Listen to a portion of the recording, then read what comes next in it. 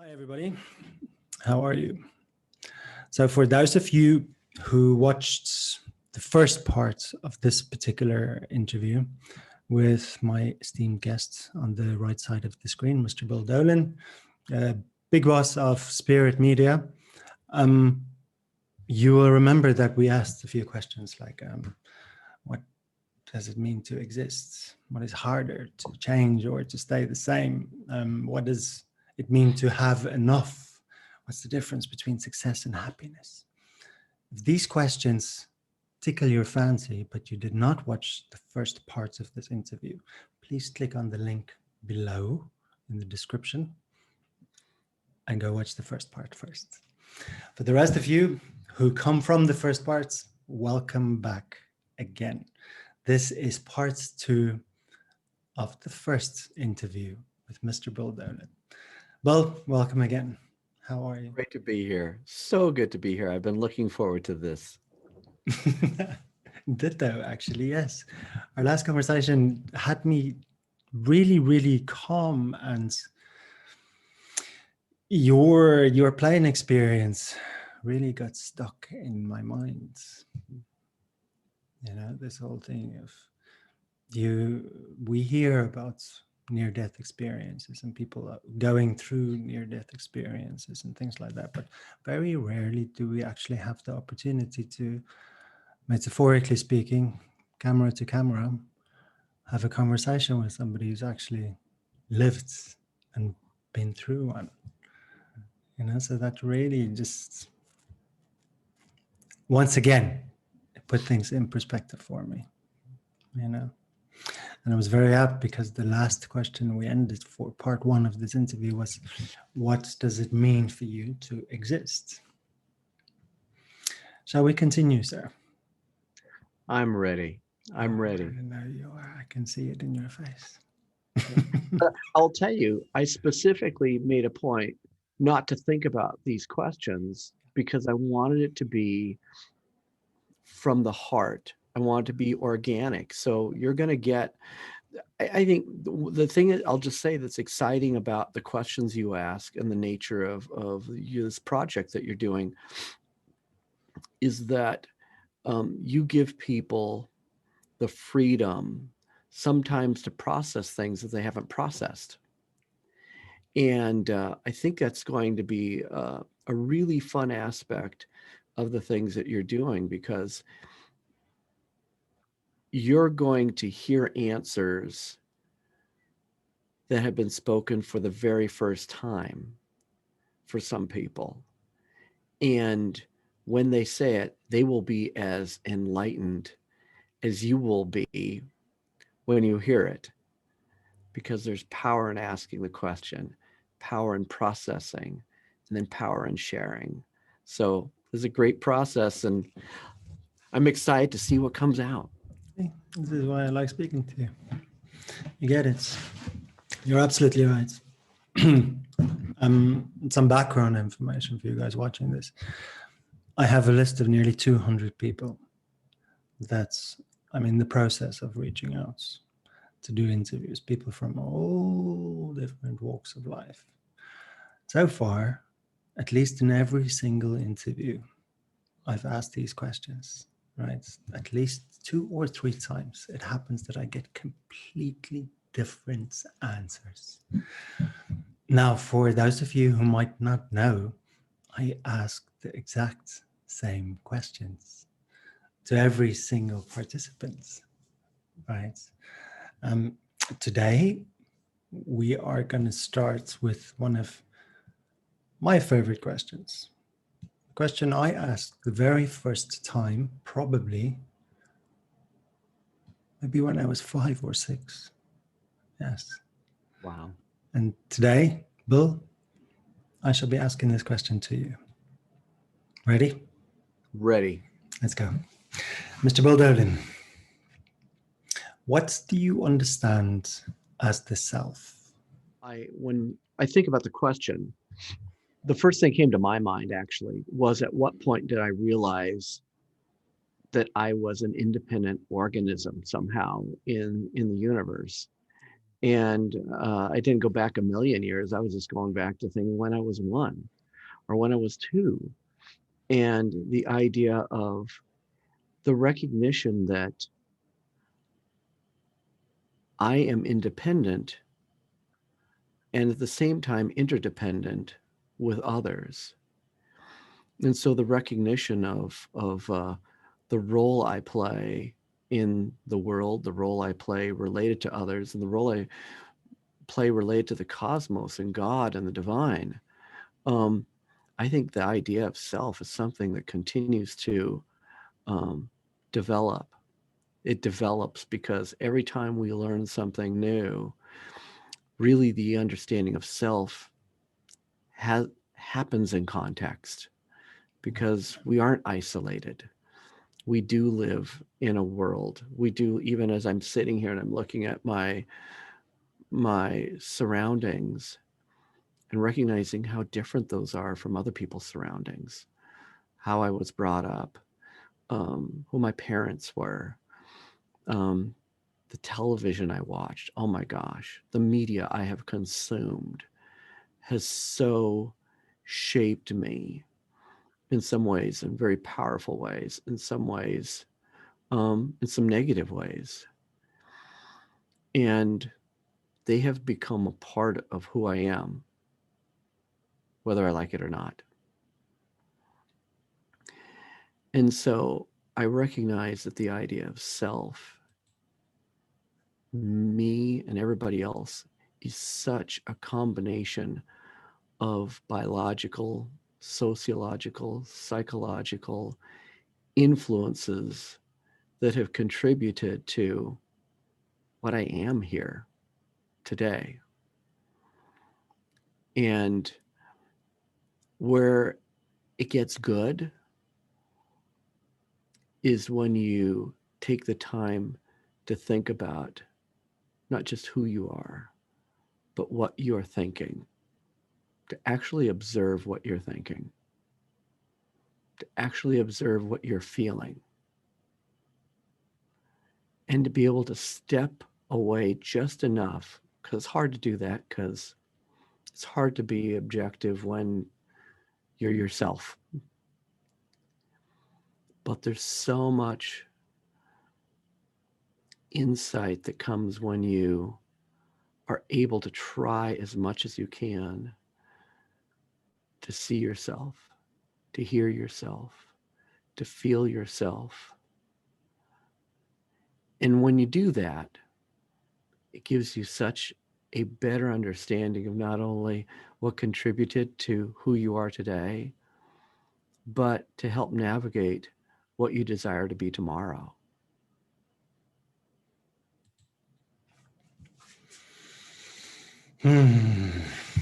Liam, I think I should do a project on each one of these questions.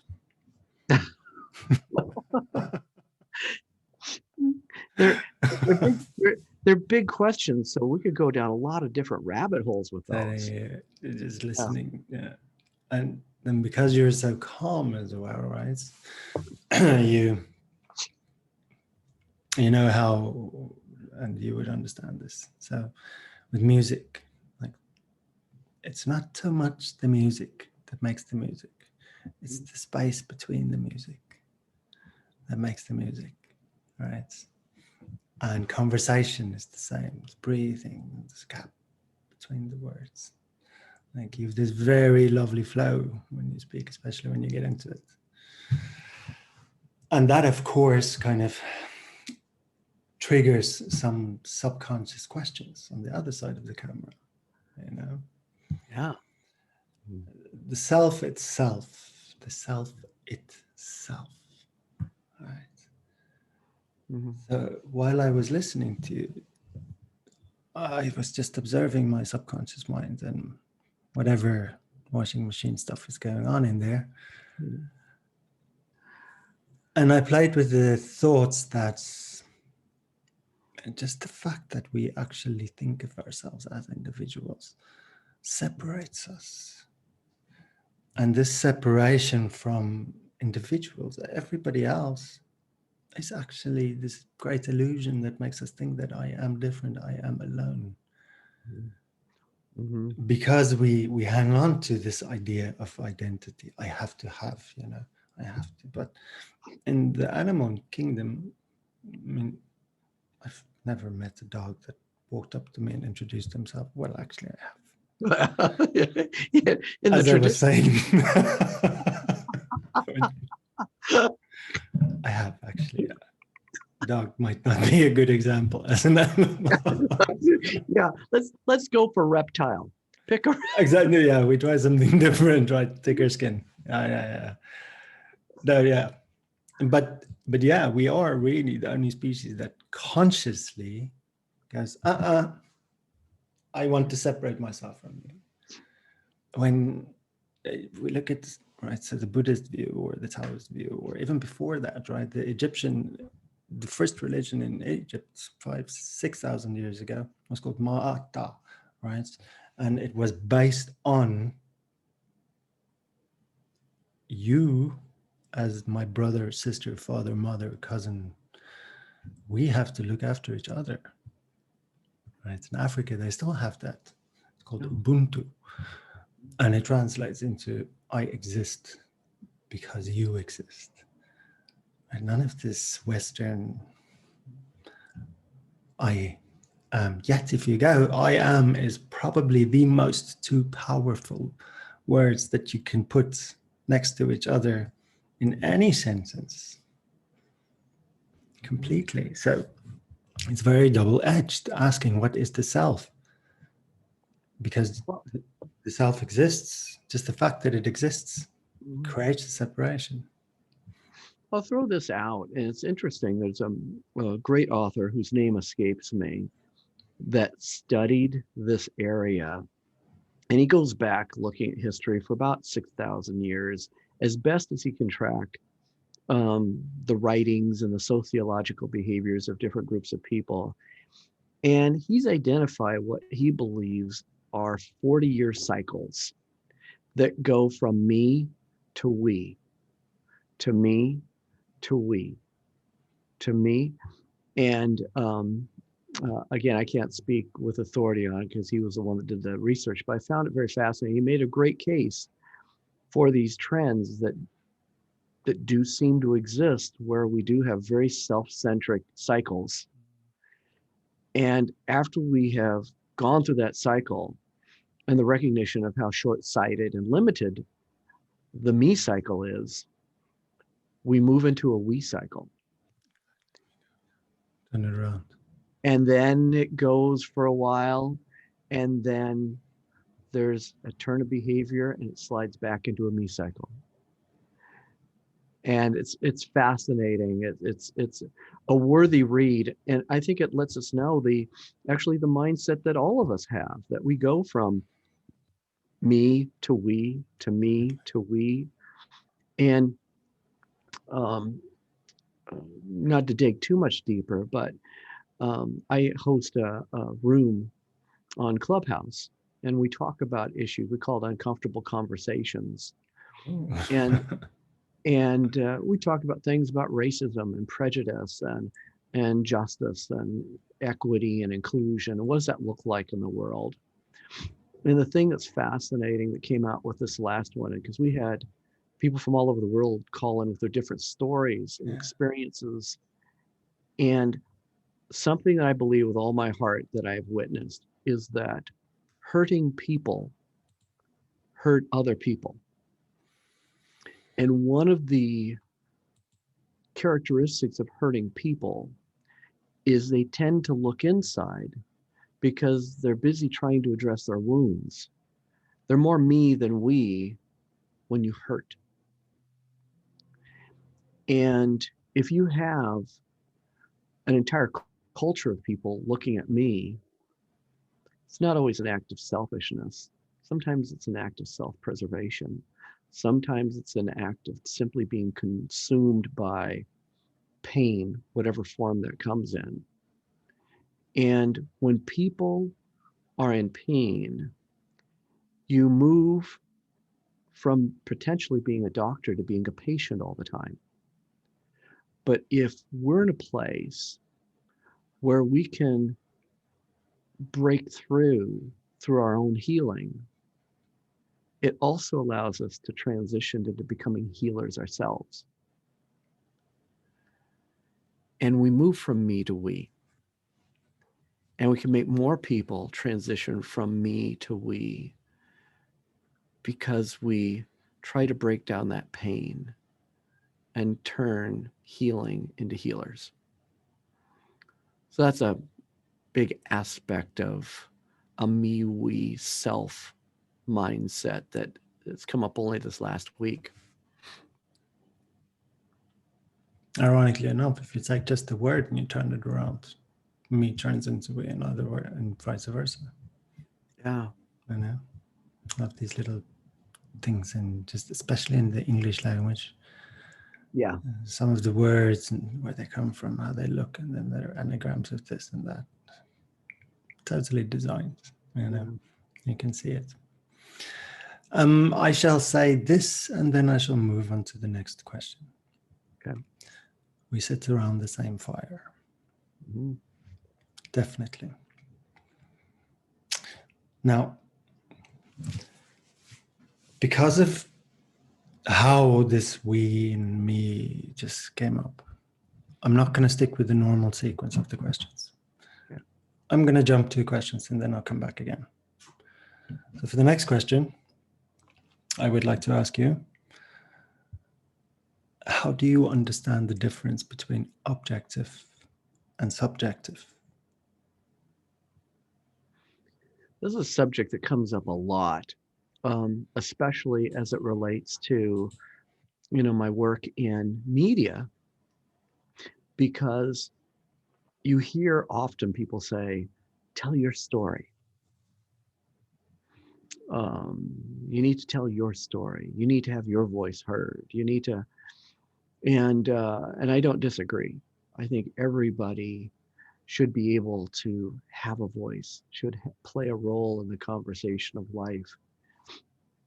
But where subjectivity and objectivity plays a role for me is that when related to the idea of self, is subjective often is lost in making all your life and your work and your decisions directed at an audience of one, and that's you.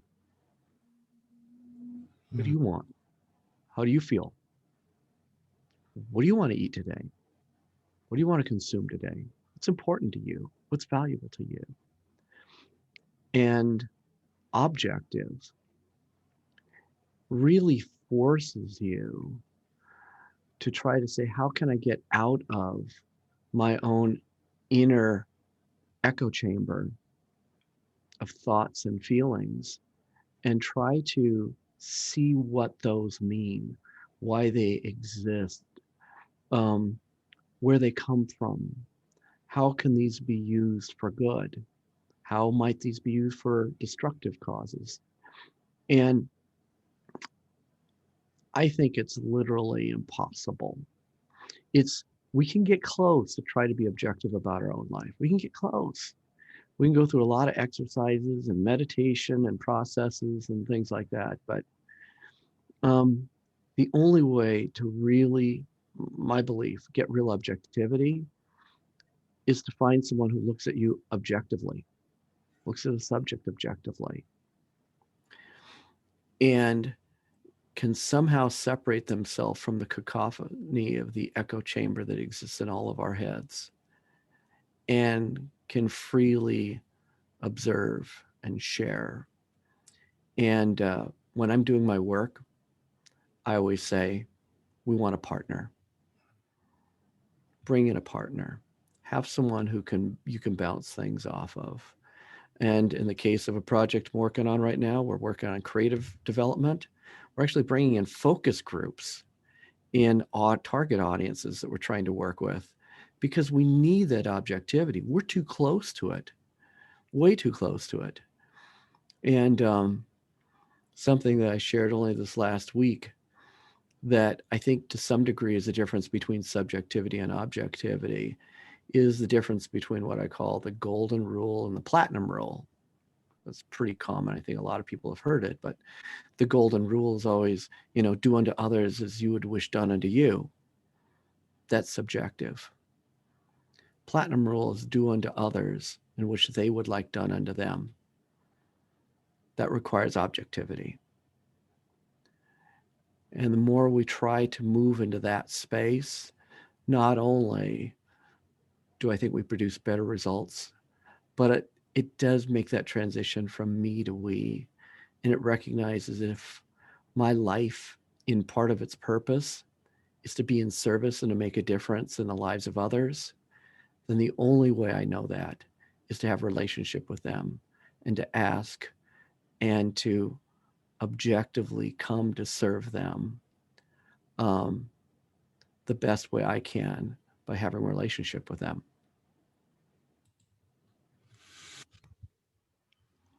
Beautiful. Totally beautiful. This was one of the very first questions I asked when I started this whole journey. I was 23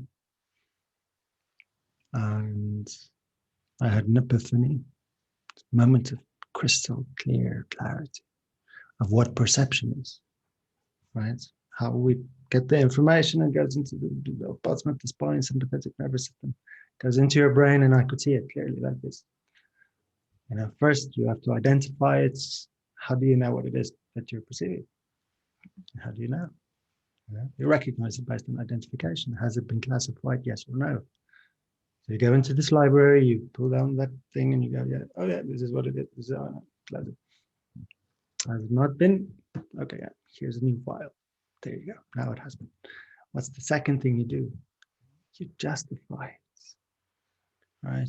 You say, is this good? Is it bad? Is it positive? Is it negative? Should I not?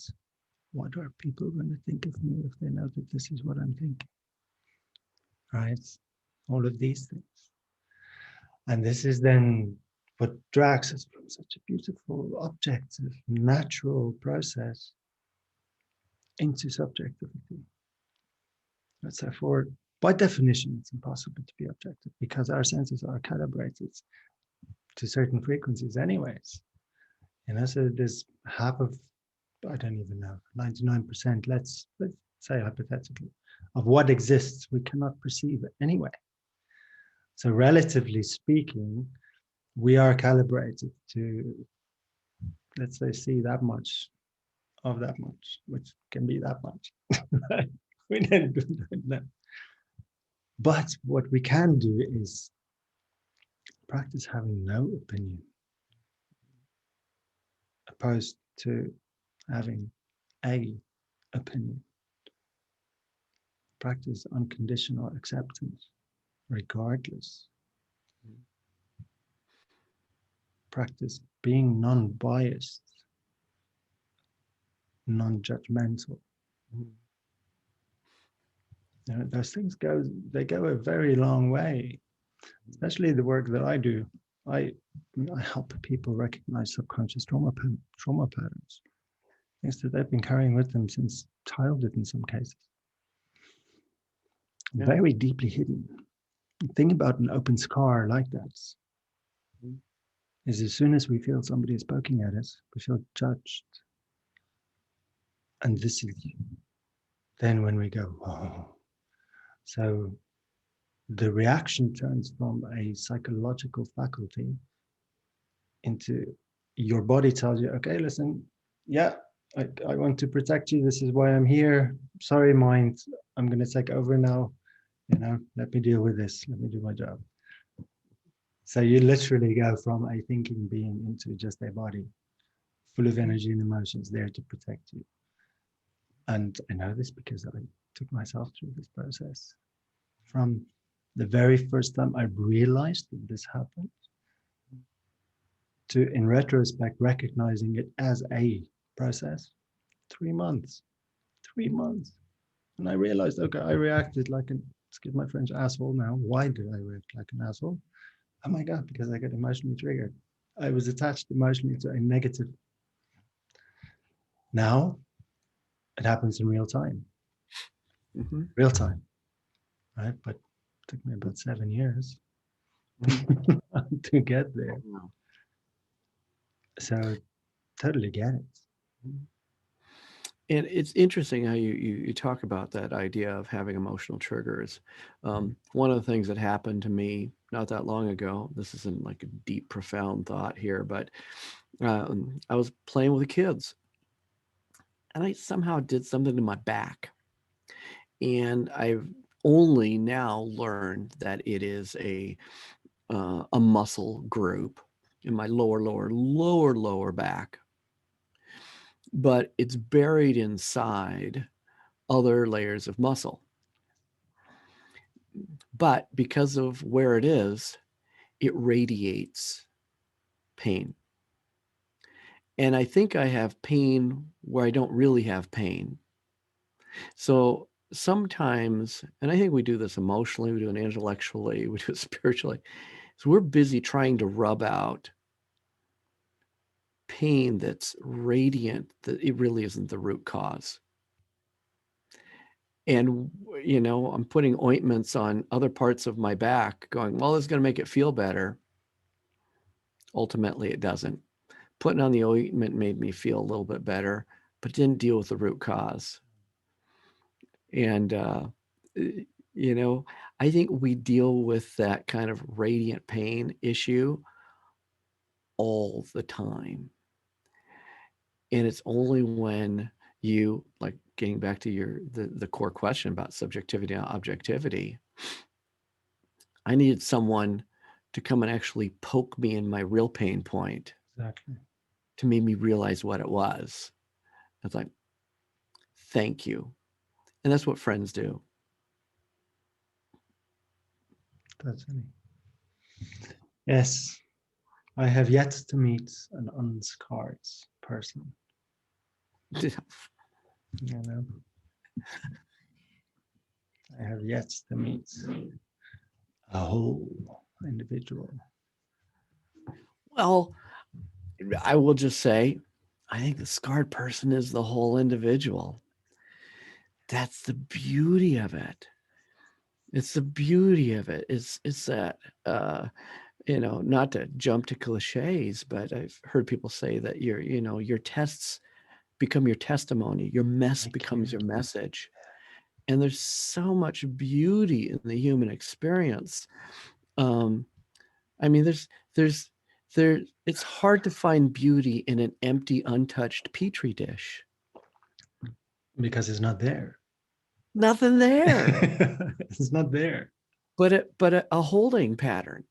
Mm. But it's just waiting.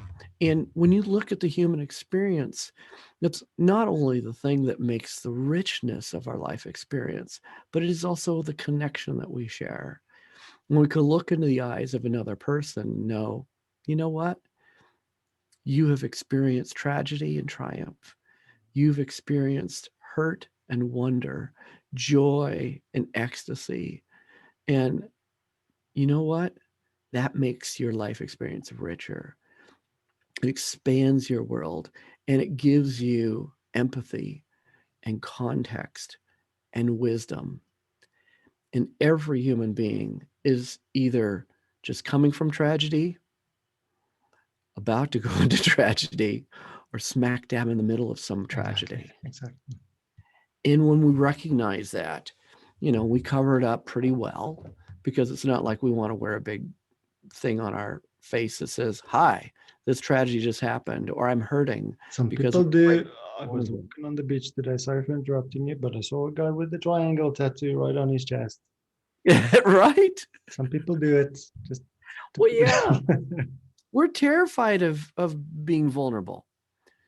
Terrified because somehow I think it ties into a human belief system of says if an injured animal is an animal that will be eaten soon.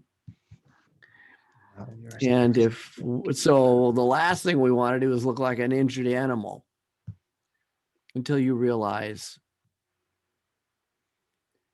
it's okay because we're all injured animals and we can all be healthy animals together. And that's where it gets great, just great.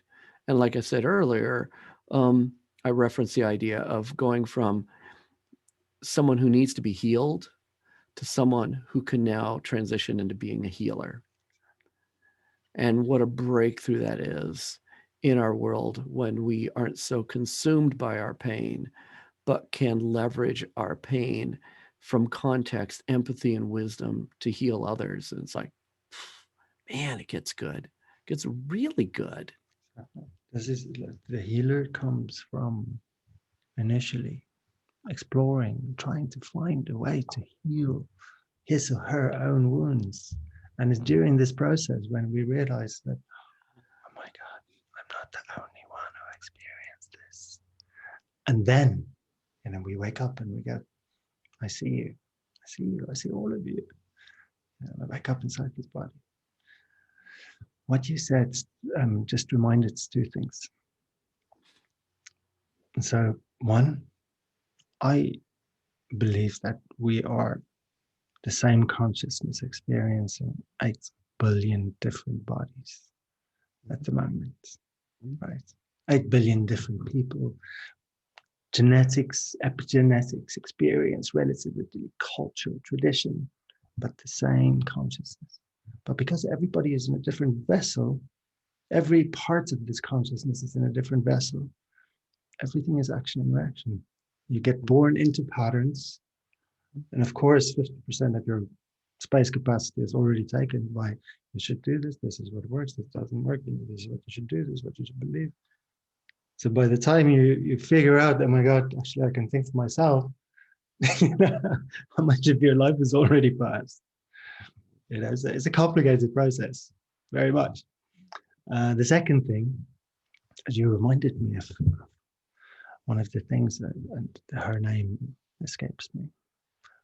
A very famous anthropologist. She was asked by one of her students what, according to her, was the first signs of civilization, humans being civilized. And what would you think would be the first signs of civilization, of civil, for our species? Are you asking me, or that was I'm asking you. Of course, I'm thinking about every National Geo documentary I've watched.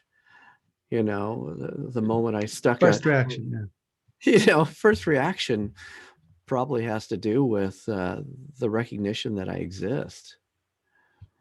Self-awareness. To be able to go, yeah, self-awareness. It's just like, oh. You're not far off. Yeah. You're not far off. The first, according to her, right, as she found it, was she found a femur that was broken, a human femur that healed. Okay.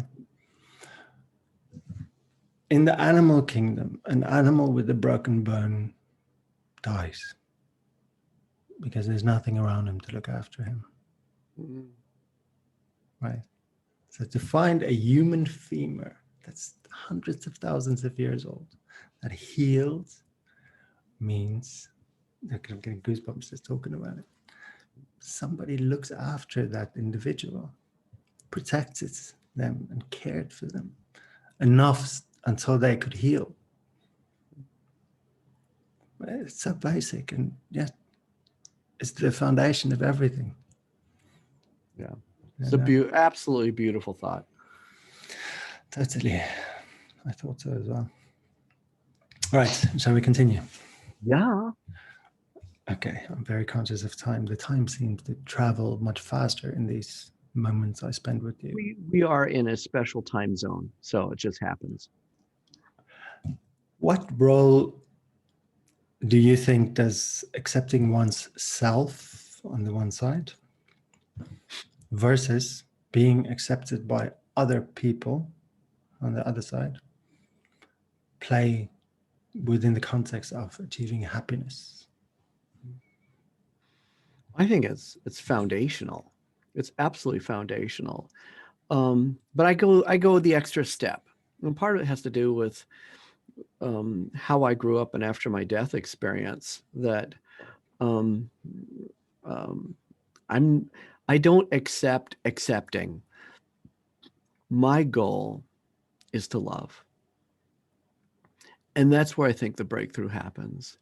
There's um there's a great line where someone asked Jesus what he thought was the most important thing. And he said to love, paraphrased, to love God, yourself and others with all your heart and your soul, your mind, your strength. To love yourself, God, and others. There's a trinity there that takes place in the divine centered by love. Nowhere does it say to tolerate with all your heart and mind. And I think that's one of the risks with the word accepting, is that a lot of people translate that as to meaning we tolerate, so if you do this, I will tolerate that. I don't think that'll get us there.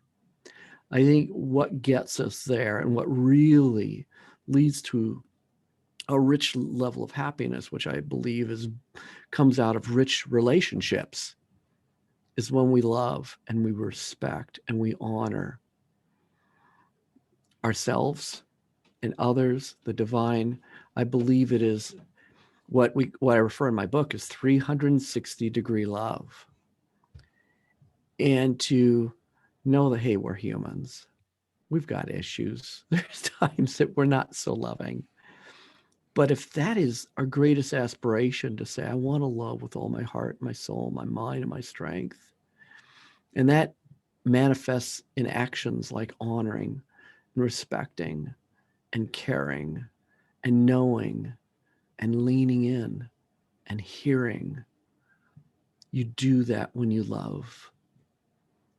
And that leads to the richest, I believe, joy and happiness and fulfillment, because I believe it gets to the core of why we exist and where life becomes so rich. But this is it. This is what I said to my other half. I said, if I was a shepherd somewhere in a cave in the Middle East with a flock and a herd of sheep, with a bag of nuts, I would have no problems. I can be a schizophrenic and a serial killer and everything. I would have no problems because I'm alone. With your bag of nuts. With my bag of nuts, of course. Right. I'm comparing myself to my sheep. Right. But within a societal context of what civilization is, I Yeah. would have no problems at all. And this is the crux. It's because we are not alone. Yeah.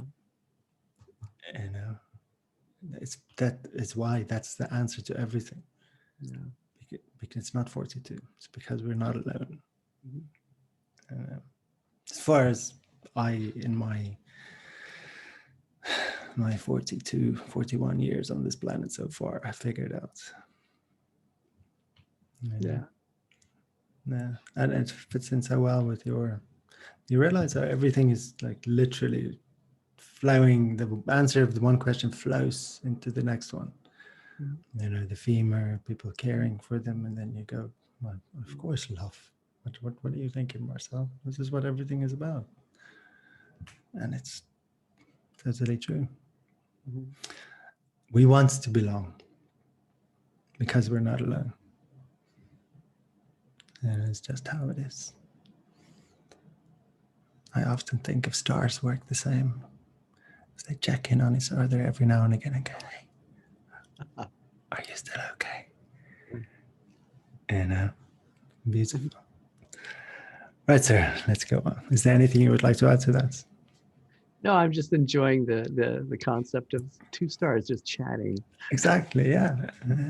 And picturing you with a bunch of sheep with a bag of nuts. But it's been done before. You wouldn't be the first.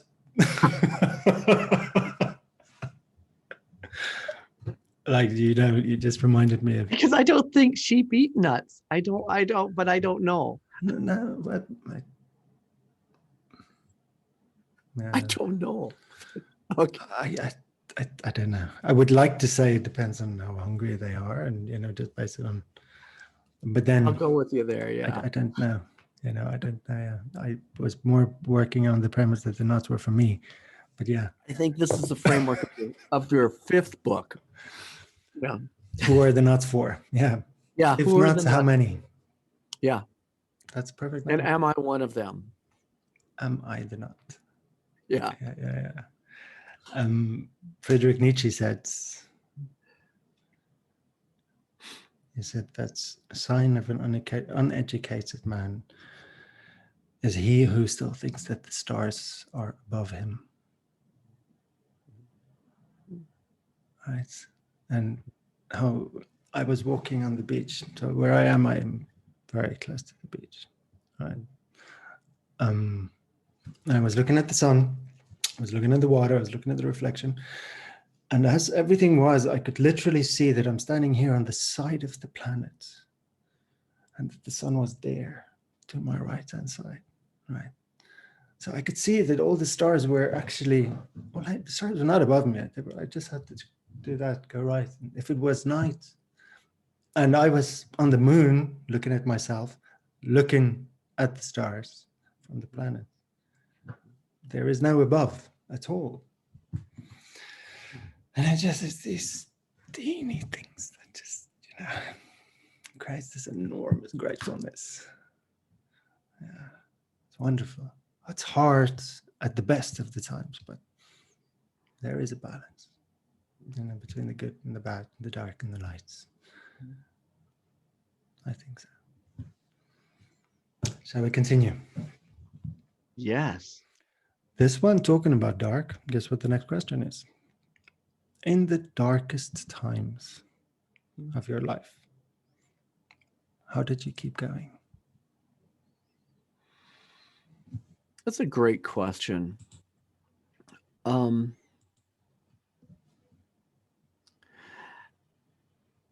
when you consider the idea of keeping going, I immediately jump to what's the alternative.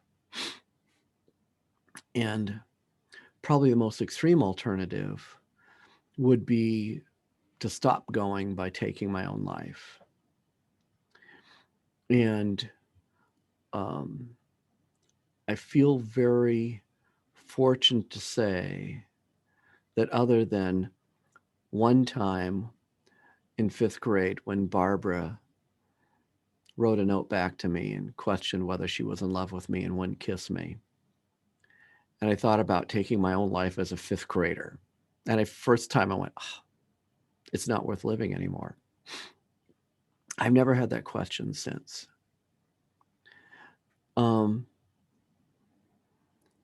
And I think it is something you alluded to earlier. It's a recognition that it's not all about me. It's about we. And the idea that my existence, even if it's a tiny, tiny piece, is playing a role in the well-being of others.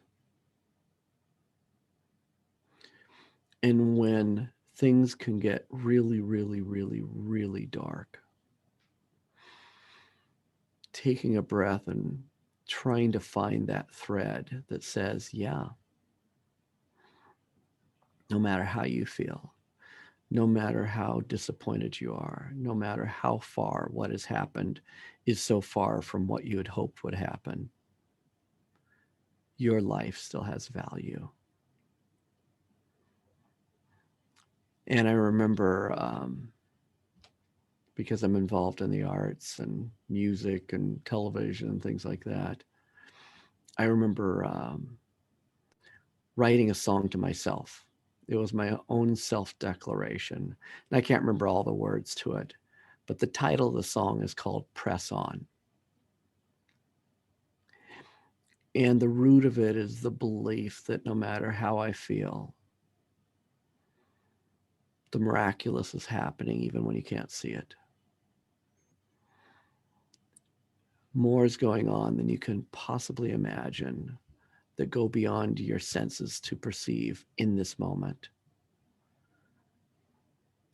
And so for that, you must press on. And in the last verse of the song, it says to press on. In my case, because I believe in the divine, it's press on because I trust the work that you're doing in me. And I believe for the miracles I'm going to see. But even though I can't see them, press on in me. And that is something that no matter how dark it gets or how disappointed I could possibly get, that song echoes in my head. I feel like it was a gift from the divine to remind me that all of our life, every one of our lives, have value in context to the impact we can make on others. And so if that's what you need, the thread, press on, because you have a place in this universe. You have a place in the lives of others. And no matter how insignificant, it is valuable.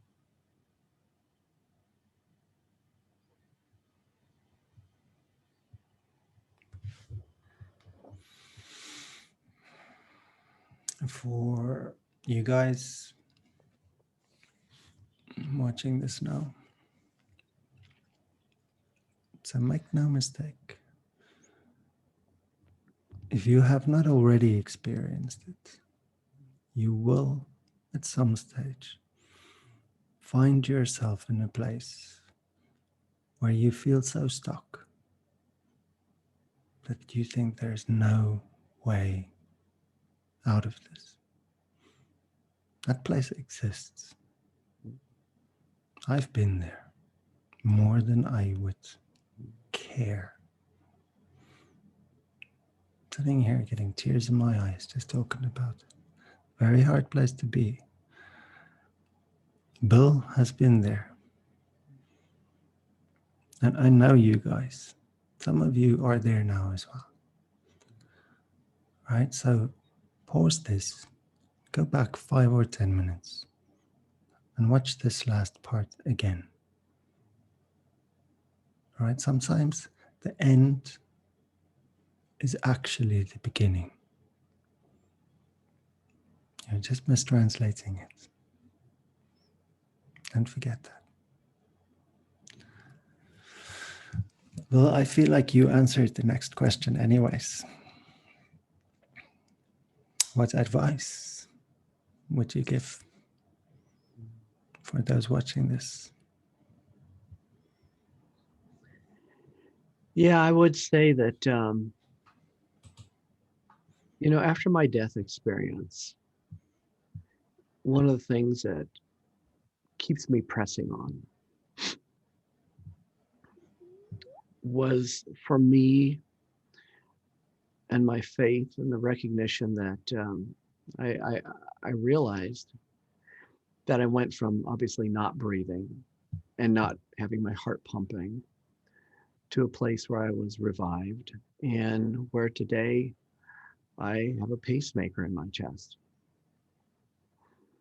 And 6 times a day, my heart rate drops to a dangerously low level and it intervenes. Not only beats my heart, it doesn't cause me to breathe or anything like that.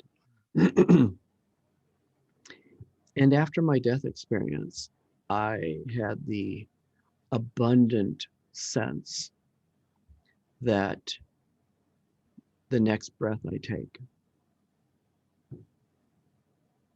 even if you pause and just like feel your breath, take that breath like and exhale. And for me, I felt this enormous recognition that I didn't earn that next breath. I didn't pay anybody for it. I don't necessarily even deserve that next breath. But I came to the resolution and the recognition in my own heart that it's a gift, that it's a gift from the divine. And for me, you, If you woke up today, you took that breath, no matter how you felt, it was a recognition that the creator of the universe has given you a precious gift, and that you're more than known. You're loved, and you're more than loved. The creator of the universe is madly in love with you and cares about every thought, every fear, every doubt, every heartache, every dream, every hope. And if you've been given that breath, I realize that the divine is not only madly in love with me and you, but it's our greatest cheerleader, wanting to see the fulfillment of everything we can be. And the truth is, before we get really good, we're usually really bad.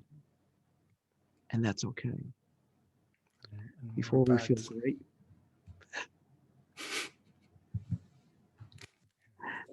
that's just the way it goes. But the future is there. And the future is not just, again, for you, it's for the impact of the lives in front of you. That you have meaning and purpose because you yourself, even as you're being healed, are becoming a healer. You're becoming a world changer. You have within you the power to do more than you can even ask or imagine. And it comes down to that recognition every morning when you take that breath as a confirmation of that. And I hold on to that every day. I take that breath. I'm thankful when I go to bed at night and I think, thank you for another day. Knowing that I'm not promised the next morning. But when I get it, guess what? I was supposed to be here with you today.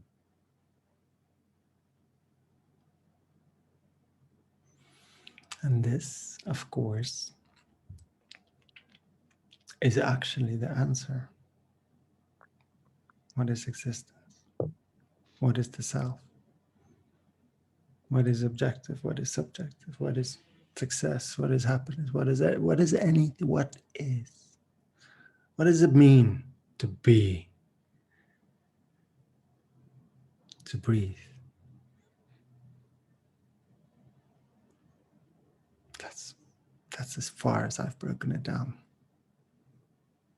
To breathe. Without that, I cannot. No.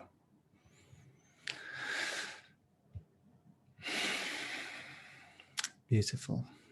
Beautiful how we are designed. Yeah. Yeah. Now, sir, the last question, and we have 6 minutes left. Okay.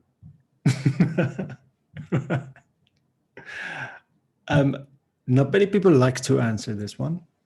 Mm-hmm. Some people do. It's very personal. And as you can gather, this is a very formal interview. None of the things we discuss here is of a personal nature at all. You know, none of it comes from personal experience at all. And guys, I would promote you. I would ask you to. I would entice you.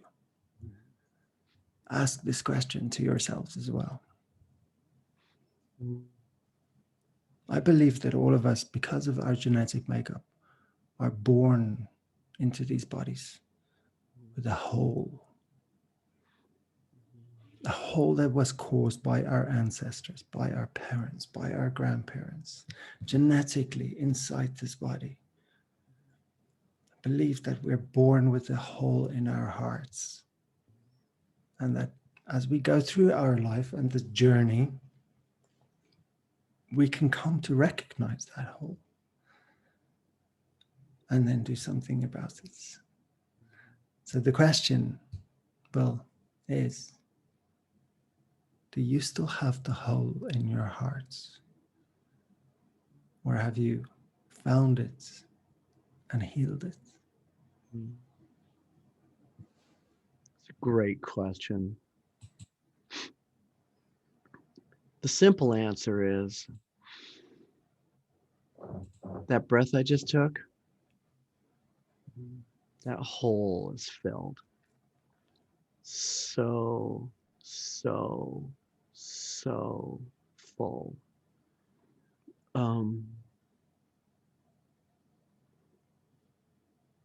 Crazy full.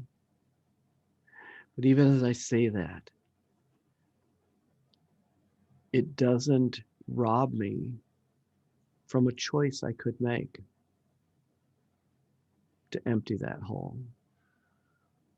I mean, to try to make it again. Because I think that we all have choices. And one of those choices can include self-destructive beliefs, self-destructive behaviors. And when we experience hurt, and a lot of this has been about hurt, whether we find ourselves cascading down a spiral staircase into darkness, or whether we can catch ourselves along the railing and work our way back up out of that hole. The core hole in my life, especially after my death, is so full. And I am committed to pouring my life out to help others find that hole and fill that hole.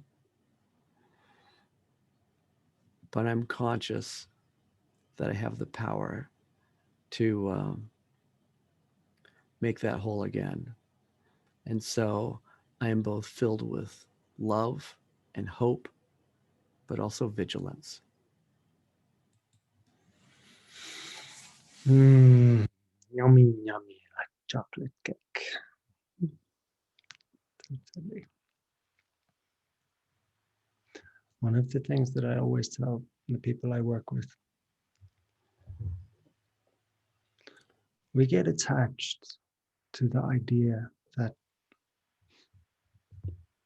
it's either our fault or it's their fault. And both are relatively speaking true. Greater truth, one can suggest, postulate perhaps that it's actually not your fault at all. But it's because of all the unhealed things that happen to those who created you and this body, this vessel you find yourself in. All of those DNA strings over all of those generations that are still unhealed. And now you're the one that wakes up inside this broken vessel, this hurts vessel, and you're going, oh my God, why is this so hard? What did I do? What did I do? And you don't realize that it's not your fault. It's not your fault. And if you think it's your fault, stop it. It's not. Yeah. Yeah. I thought that for a long time. And then I woke up. A belief starts where knowledge ends. But just hanging on to the one or the other is unhealthy. Everything in moderation. Anything with a two in front of it. Too much this, too much this. Too much water will kill you. Too much oxygen. Too much of anything is a no-no. Don't get to Johnny Cash's place. I hurt myself today.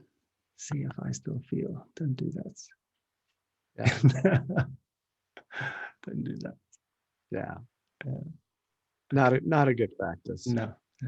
If you had his voice, well, different story, It gives a different context. But make some good song lyrics though. Oh my God, yeah, him and Bob Rock. That's the latest album. Yeah. Was magic, total magic. You know. This concludes our parts two for the Be and Become project interview with Mr. Bill Dolan. Bill, is there anything else you would like to add from your side? Just to say it was a joy having this time with you. And if there are those that watch this and they can glean things or provides insight or inspiration or even ticks them off, it's okay. I think is one of the, I love your questions and I love um, the idea of probing both our minds and our hearts because you covered both of them quite well. Exactly. It's never the answer. It's the question. Mm-hmm. It's never the answer. Mm-hmm. You know, it's called rotes. Rotes learning is the term for it in psychology. You learn things like by repetition. Mm-hmm. You know, this is the answer. This is the answer. This is not the answer. This is a answer of many possibilities. But then ask the same questions. Because if you just ask the same questions, you're going to end up getting the same answers. And if you ask the same questions to the same people, contact either myself or Bill that are shaking, because then that's what you need to be shaken. Depends on what your objective is. Totally. We do that in our business every day, not because we're trying to get answers, but we're trying to get eyeballs. Because we find that answering the same questions to the same people that produce um, entertainment, conflict, chaos, causes people to watch. Yeah. And if people recognize the difference between what you do and what happens every day in media, is what is the objective? Why? Is it for insight and discovery, or is it to create a spectacle that can be monetized? They both look the same in form, but they're dramatically different in outcome. Mm.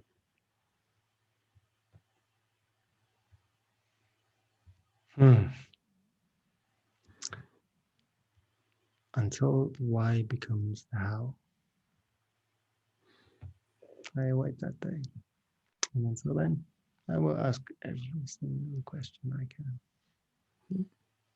Every question I can. Well, thank you. Lastly, before we close, please pray tell, kind sir, where can our viewers get access to some of the stuff you're doing, and especially your book?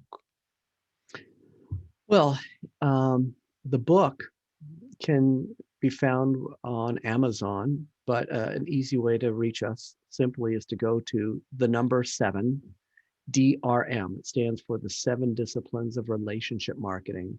So 7drm.com is a place where we have a little video that tells about my death story that led ultimately to the writing of the book, but also the context that the book, kind of like this conversation, is spiritual, practical.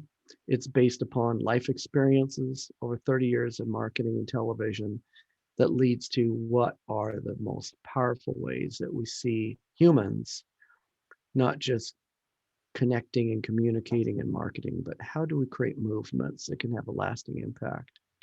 So that's one place. And I'm on LinkedIn. I think that's where we met originally. This is true. Yes. LinkedIn. I'm available on LinkedIn. I'm on Instagram, and so I'm not that difficult to find. And of course, through my agency here, spiritmedia.com, this is where we make magic happen through videos, events, live experiences. We've got motion pictures in the project. I mean, we've got philanthropy projects. We've got any chance we have to use the power of media to make a powerful impact in the lives of others, that's what we do at our agency. And so if someone wants to change the world, we're here. I'm happy to have been the one responsible for putting you on the other side of the camera. Yeah, I would not have cast me. But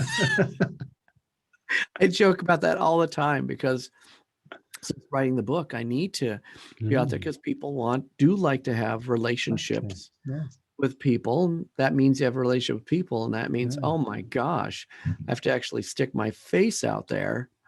It's like, oh no, this is not who I would cast for this role. But this is the cast that we're going to work with. And every day, like that breath I take, I realize that also means taking a deep breath and stepping out there and being vulnerable and being sometimes bad on the journey of hopefully getting better and making a difference. This is how we learn. That is what progress is.